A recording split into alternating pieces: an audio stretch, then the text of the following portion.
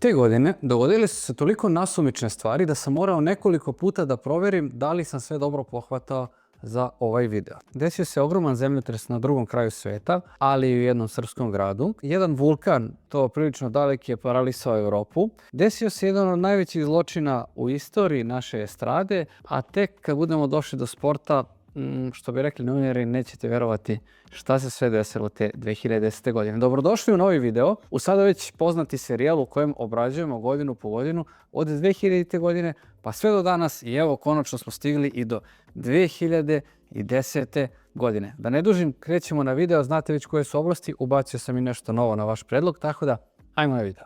Pre toga besplatite se na moj kanal, baš puno je besplatno da postanete članovi kanala, odnosno subscriberi. Ajde, izvolite pa da krenemo.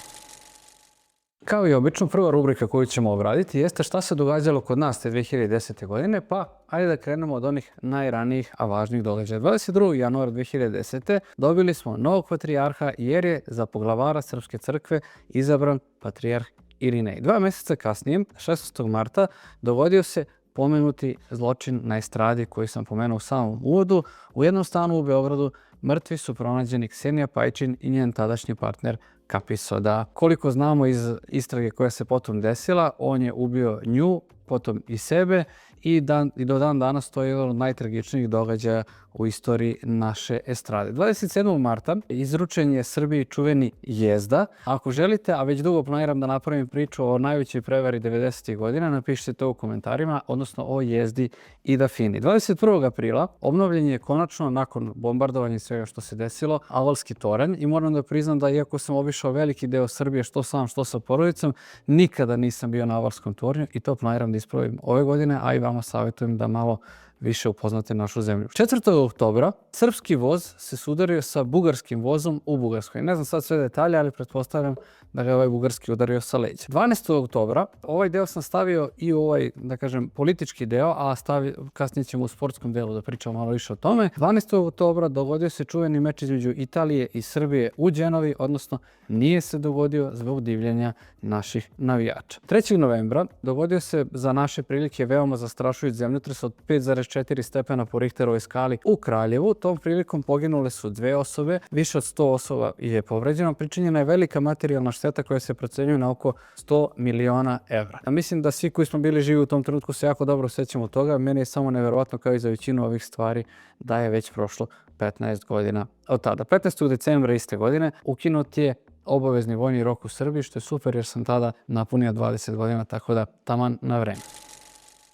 Idemo sada, što bi rekli spikeri, na događaje u svetu. 12. januara dogodio se jedan od najvećih zemljotresa na planeti u ovom veku. Na Haitiju je načinio prvo, naravno, ogromnu štetu, ali mnogo bitnije od toga, poginulo je između 100 i 316 hiljada ljudi. Sad, zašto je ova brojka ovako neprecizna? Jasno vam je da kad se određuje neki raspon, da je taj raspon obično dosta manji. Ovdje se pretpostavlja da je, pazite sad, vlada namerno napumpala neke brojeve, tako da je najrealnija procena koju sam našao da je poginulo između 150 i 180 hiljada ljudi, a zašto su pumpali brojeve? Pa politika nikad nije neki častan razlog. 27. februara dogodio se zemljotres u Čileu. Zemljotres je izazvao i tsunami. Materijalna šteta je bila između 15 i 30 milijardi dolara. Poginulo je prema najpreciznijim procenama koje sam našao oko 525 osoba. Osiguravajuće kuće su na osnovu štete isplatile 4 do 7 milijardi dolara, a u jednom trenutku je čak 93% domaćinstava u Čileu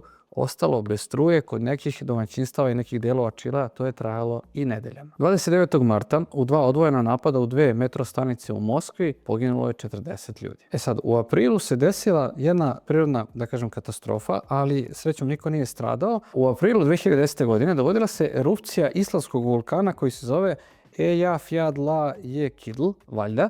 I ono što je interesantno, nije bilo žrtava, što je najvažnije, ali je paralisan avio saobraćaj u većem delu Europe. Ono što je zanimljivo jeste da je to uticalo i na transfer tada mladog Roberta Lewandowskog, koji nije potpisao za klub za koji je trebalo, već je promijenio svoj put i otišao u Borussiju iz Dortmunda, a ostalo je što se kaže istorija. Ne sumnjam da bi karijera bila sjajna i u drugom slučaju, ali eto još jedna nepotrebna stvar. 11. juna počeo je mundijal u Južnoafričkoj republici, o tome ćemo detaljnije kad bude o sportu reč. U oktobru u Čileu je iz rudnika nakon, pazite sad, 69 dana spašeno 33 rudara koji su bili zaglavljeni. Svaki od njih je u proseku smršao 8 kg. Sreća je bila pa su imali neke zalihe hrane dole, jer shvatite koliko 69 dana.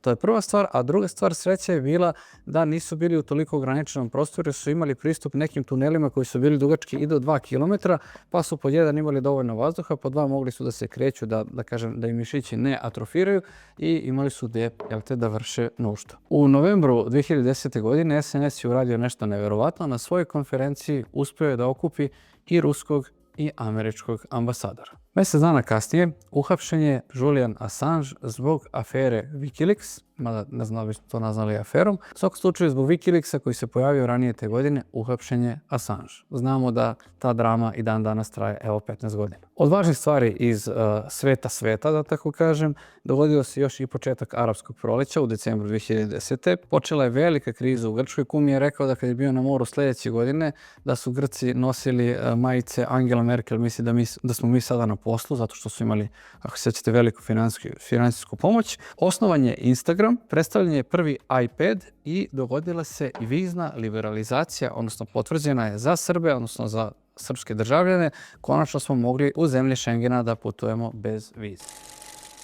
Što se filmova i serija tiče, počet ćemo od domaćeg terena. Pojavio se srpski film, jedan od dan danas najkontroverznijih domaćih filmova. Zatim pojavio se film Kao rani mraz, koji je imao samo specijalne projekcije, ko ne zna o čemu se radi, evo pojašnjenja. U pitanju je pravi film Đorđa Balaševića, znači ne one loše kopije koje su radili drugi na osnovu motiva iz njegovih pesama. Ono što je meni jako žao jeste da taj film nije imao, da kažem, prave projekcije, već samo su bile selektirane za mali broj ljudi. Ja sam taj film pogledao na mom fakultetu gdje je bila projekcija, gdje je Balašević bio gost tom prilikom i ono što bih voleo da uradim jeste da, ovo je moj kanal pa mogu da radim šta hoću, da apelujem na porodicu Balašević da se taj film nađe u prometu na bilo koji način, da li da se plaća, šta god preko neke platforme, jer bih voleo da ga pokažem velikom broju ljudi koji su poštovaoci lika i dela Đorđa Balaševića. Pojavio se također i film Šišanje, gdje je glavni lik bio gospodin Nikola Rakočić, koji je također Kragujevčanin, što moram da istaknem. Počeo je čuveni serijal Montevideo, Poktevideo. Što se tiče serija, nije to bila neka sjajna godina. Počelo je s emitovanjem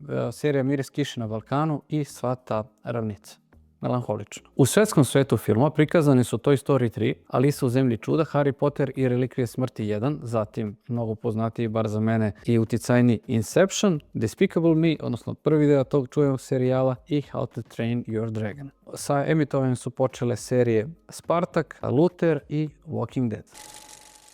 U estradnom svijetu, što se globalne slike tiče, Lady Gaga je imala lošu romansu, Bruno Marsu se ona svidjela baš takva kakva jeste, Katy Perry je imala neki teenage san, Eminem se nije plašio, a Kesha je imala TikTok mnogo pre TikToka. U Evropi i kod nas Milan Stanković je zauzeo 13. mjesto na Euroviziji sa pesmom Ovo je Balkan. A sad što se tiče pravih hitova, Sevdah je prepevao 3 poljupca, Aco Pejović je pevao Nema te nema, Darko Radovanović i Ivana Selako su rekli Ako je do njih. Rokvić je objavio Medij slatko grožđe, Tanja Savić je planirala da napravi Incident i za kraj In Vivo i Moje let. Čini se da je tad počela jedna nova era u muzici jer su elitni odredi te godine rešili da ne koče. I da ne zaboravim, Mišo moj, Ana Nikolić. Sad, što se tiče sportskog svijeta, ja obično kažem ko je dobio zlatnu loptu, ko je osvojio Ligu šampiona, Euroligu, ali zašto to sada ne govorim ove godine? Zato što se desilo toliko zanimljivih stvari za srpski sport, da jednostavno, da ne bi bio predug ovaj segment, moram da se ubrzam. 2010. godine Partizan je konačno, nakon mnogo godina pauze, završio na Final Fouru, međutim, nesrećno je poražen od Olimpijakosa u polufinalu. A onda je krenuo dodatni haos što se tiče svih naših reprezentacija i svih naših sportova. 11. juna, kao što sam već i pomenuo, krenulo je svetsko prvenstvo. Čuvenim golom Šalabale na otvaranju u Južnoafričkoj republici počeo je mundijal. Mi smo eliminisani 23. juna porazom od nesrećne Australije. Zašto nesrećne? Zašto je to bila nikakva ekipa, a naravno nesrećniji od njih smo mi. Shvatili smo posle da bi nam i Remi bio dovoljan za prolaz dalje, međutim to nismo uspjeli, iako smo imali velikog gospodina Radomira Antića na klupi. Mundijal je obeležen i skandalom gdje su naši fudbaleri fotografisani tokom mundijala. kako piju pivo i puše cigarete u kampu u Južnoafričkoj Republici. 24. juna, znači dan nakon naše eliminacije od Australije, odigran je na Wimbledonu najduži teniski meč ikada. Odigrali su ga Isner i Mahut i bio u posljednjem setu, čini mi se da je rezultat bio 70-68 u gemovima. Zašto? Da su 102 jaka servera koji samo to znaju i da rade, a ne baš i da vrate servis. Sjećam se da je to trajalo nekoliko dana i dalje, još jednom moram da kažem, ne mogu da verujem da je već prošlo 15 godina. 24. augusta desilo se nešto lepo za Partizan ovaj put. Nakon penala prošli su Anderlecht i plasirali se u Ligu šampiona. 28. augusta počelo je čuveno svetsko prvenstvo u košarci u Turskoj, gdje se desila jedna od najvećih krađa i to baš na 11. septembar, ok, nije tragedija kao na američka, ali specifičan datum jako, gdje su nas Turci pobedili rezultatom 83-82, gdje za njih nisu važile one linije po terenu, gdje je Omer Ašik se pravio da mu je ispalo oko da ne bi šutirao bacanja i tako dalje, da vas ne traumiram više. U svakom slučaju ispali smo tada od Turaka u polufinalu. 29. augusta počelo je Evropsko prvenstvo u vaterpolu u Zagrebu, bili smo treći. 11. septembar stvarno nije bio srećan dan za nas, jer su, čini mi se, tog dana i Hrvati postali prvaci Evrope u vaterpolu, izgleda ko je domaćin taj osvaja. 15. septembra smenjen je Radomir Antić i dan danas potpuno nepotrebna odluka koja je ostavila velike posljedice po naš fudbal. 25. je počelo svetsko prvenstvo u odbojci, 25. septembra. Tu smo također osvojili bronzu kao u vaterpolu, a 12. oktobra desio se negativni highlight našeg sporta kada su Ivan Bogdanov i ekipa napravili haos u Genovi i kada je taj meč zapravo nije ni odigran između Srbije i Italije i registrovan je službenim rezultatom za Italijane 3:0 i činilo se da je naš fudbal tada dotakao novo dno, ali nije nama to strano, probijali smo dno tada još nekoliko puta. 5. decembra dogodila se, pa da kažem, najlepša stvar za srpski sport te godine. Osvojili smo Davis Cup, ali nije samo što smo ga osvojili i što su se mnogi iz ekipe ošišali na keca, već zato što je ta pobjeda, kako je sam priznao, mnogo značila Novaku Đokoviću, koji je 2011. godine napravio, pa slobodno mogu da kažem, svetsko čudo sa onom serijom rezultata na teniskom terenu. Pošto smo se približili današnjem datumu u kategoriji ko je rođen, a ko je umro, sada imamo samo ko je umro zato što, eto, nemamo neke vredne pomena 15-godišnjake koje možemo da stavimo u video. 3. marta preminuo je čuveni pisac i višestruko talentovani umetnik Momo Kapor. Zatim 16. marta, kao što sam pomenuo, ubijena je Ksenija Pajčin. 15. juna preminuo je čuveni glumac Bekim Fehmiu. 22. augusta preminuo je Stjefan Bobek, čuveni fudbaler i mnogo decenija, slobodno mogu da kažem, najbolji strelac u istoriji naše reprezentacije, sve da ga nije kasnije pretekao Aleksandar Mitrović. 10. septembra preminuo je glumac Rade Marković. 29. septembra preminuo je čuveni kompozitor Voki Kostić. 28. novembra jedan od omiljenih glumaca mnogih generacija Leslie Nielsen, a 29. decembra preminuo je čuveni političar i čovjek koji je bio jedan nosilac onih petooktobarskih promjena, Vladan Batić. Što se tiče svijeta videoigara, 2010. je izašla jedna od možda i najboljih igara svih vremena, u pitanju je Red Dead Redemption. Minecraft, iako je bio u beta fazi, pomenuo sam ga i u prethodnom videu, je polako postajao svjetski hit, opet kažem, tek 2011. je zvanično lansiran. Call of Duty Black Ops se također pojavio, Super Mario Galaxy 2 i FIFA 11, a PES je polako počeo da pada u zavor. Evo nas sada i u segmentu za koji ste vi tražili da ga ubacim i evo ga konačno. U pitanju je ono što je obeležilo automobilsku industriju. Polo 5 je proglašen autom godine, evropskim autom godine za 2010. godinu. Zatim pojavila se čuvena Alfa Romeo Giulietta i zamenila čuveni model Alfa 147. Zatim pojavio se Dacia Duster kao jedan od prvih, što bi rekli, affordable, odnosno relativno lako priuštivih SUV-ova. Zatim se pojavio i Nissan Juke kao zanimljiv crossover i Range Rover i Evoque. Sada već vidite da je sve išlo ka tome da polako imamo sve više tih gradskih SUV vozila, što opet kažem do 2010. i nije bio slučaj. Danas, 15 godina kasnije, možemo da primetimo da su gradski SUV automobili jedna od najpopularnijih kategorija i kod nas i globalno. Što se tiče reklama, reći ću samo jedno. Ne mogu da verujem da je već prošlo 15 godina od kad si gladan, nisi sav svoj.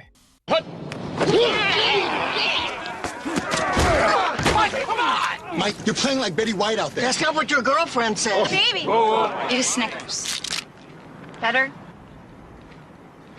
Kad si gladan, nisi sav svoj. I za kraj ostalo je najzanimljiviji deo ovoga, a to je šta sam ja radio i neka moja slika iz 2010. godine. 2010. godine sam završio prvu godinu ekonomskog fakulteta i išao sam na ekonomijadu na Jahorinu. U to ime evo jedne slike sa bernskim planinskim psom koji je domaći tamo na Jahori. Bar bio u to vreme.